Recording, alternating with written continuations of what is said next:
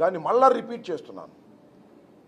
2019లో వచ్చిన మెజారిటీ కన్నా ఒక్క ఓటు తగ్గినా అది నైతికంగా పరాజయంగా నేను భావిస్తాను.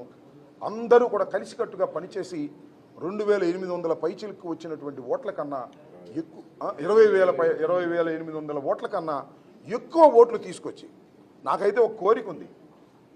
అసలు మన పార్లమెంట్ నియోజకవర్గంలో సత్తెనపల్లి ఇచ్చినంత బలం అనిల్ కుమార్ గారికి ఏ నియోజకవర్గం ఇవ్వలేదు అనేంత పోటీతత్వంతో మీరందరూ పనిచేయాలని 2 ఫ్యాన్ గుర్తుకు వేసి అఖండమైనటువంటి మెజార్టీతో, ఇందాక చెప్పారు మనకి it's a rare opportunity to Yadava community. A party ఇచ్చేది కాదు, ఒక జగన్మోహన్ రెడ్డి గారు ఇచ్చారు, గుర్తుపెట్టుకోమని మనం చేస్తున్నాం. ఈ నియోజకవర్గంలో 18,000 నుంచి 20,000 మంది యాదవ కమ్యూనిటీ ఉన్నారు. This a rare opportunity for Yadava community. ఒకసారి ఇచ్చిన తర్వాత ఏ పార్టీ అయినా సరే మన వాడిని గెలిపించుకోవాలనే